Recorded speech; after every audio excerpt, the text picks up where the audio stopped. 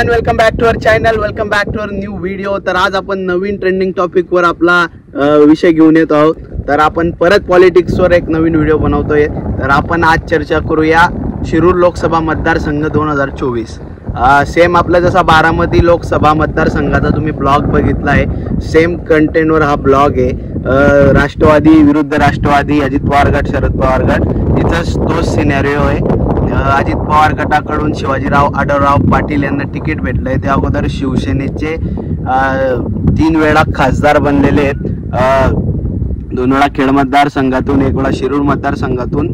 तर 3 वेळा ते स्टँडिंग खासदार होते आणि त्यांचा सहकार क्षेत्रात फार मोठी पकड आहे। परंतु मागच्या वेळेस 2019च्या लोकसभेमध्ये जेव्हा राष्ट्रवादीकडून तिकीट मिळालं होतं अमोल कोल्हे साहेबांना, तर डॉक्टर अमोल कोल्हे यांनी 3 वेळा खासदार असलेले शिवाजीराव आढळराव पाटील यांचा पराभव केला होता। त्यामागे अमोल कोल्हे महाराष्ट्रात किंवा भारतात छत्रपती संभाजी महाराज यांचे स्वराज्य रक्षक मालिकेतून घराघरात पोचलेले होते। प्लस शरद पवारांवर असलेला विश्वास आणि तिथं राष्ट्रवादीचे 4 आमदार या 2019ला पण निवडून आले होते, त्याच्या अगोदर पण निवडून आले होते।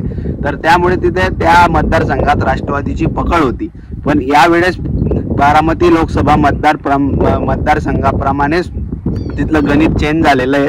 तर प्रामुख्याने तिथं शिरूर लोकसभा मतदारसंघामध्ये जुन्नर असो, तुमचा आंबेगाव असो, केड असो, भोसरी असो, असे प्रामुख्याने विविध मतदारसंघ आहेत। त्यातून 1-2 लाखाच्या वरती तिथं मतदान असतं। आणि यावेळेचे जे 4 आमदार आहेत राष्ट्रवादीचे, दिलीप वळसे पाटील असो, मोहिते पाटील असो, वा तुमचे अतुल बेनके असो, हे सर्व अजित पवार गटामध्ये आहे। त्यामुळेच अजित पवार गटामध्ये शिवाजीराव आढळराव पाटलांनी प्रवेश केला आहे आणि त्यांना राष्ट्रवादीकडून लोकसभेचं तिकीट जाहीर झालंय। आणि बीजेपीचा एक आमदार आहे भोसरी लोकसभा मतदारसंघातून, ते आपले महेशदादा लांडगे, त्यांचाही मोठी पकड आहे मतदारसंघात, युवा वर्ग त्यांच्या पाठीमागे आहे। पण यावेळेस अमोल कोल्हेंविषयी थोडीशी लोकांची नाराजी अशी की ते मतदारसंघात फार कमी वेळ थांबले, दिल्लीला जास्त वेळ थांबले। मागे त्यांनी राजीनामा द्यायचं पण ठरवलं होतं। पण एक प्रामुख्याने संसदेत एक उत्कृष्ट असे विषय मांडणारे अमोल कोल्हे साहेब आहेत। प्रत्येक वेळेस त्यांना पण संसद रत्न पुरस्कार मिळाला आहे।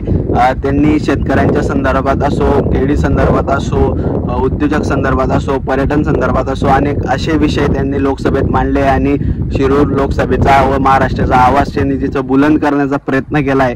तर प्रामुख्याने मतांची जुळवाजुळव फार आहे यावेळेस। काटेकी टक्कर जरी असली तरी काही थोडी मोदींविषयी असलेली नाराजी, प्लस शरद पवार साहेबांविषयी असलेली सहानुभूती आणि अमोल कोल्हे यांचं वक्तृत्व, प्लस त्यांची कामाची शैली आणि संसदेत विषय मांडताना त्यांचा जी शैली आहे, प्लस छत्रपती संभाजी महाराज व छत्रपती शिवाजी महाराजांचा इतिहास ते प्रामुख्याने दरवेळेस आपल्या संबोधनातून मांडत असतात। तर त्यांना नक्कीच फायदा होऊ शकतो। तर जशी बारामती लोकसभा मतदारसंघ होता, तसा शिरूर लोकसभा मतदारसंघामध्ये अनेक अशा गोष्टी काटेकी टक्कर आहे। तर निकालात आपल्याला समजेलच।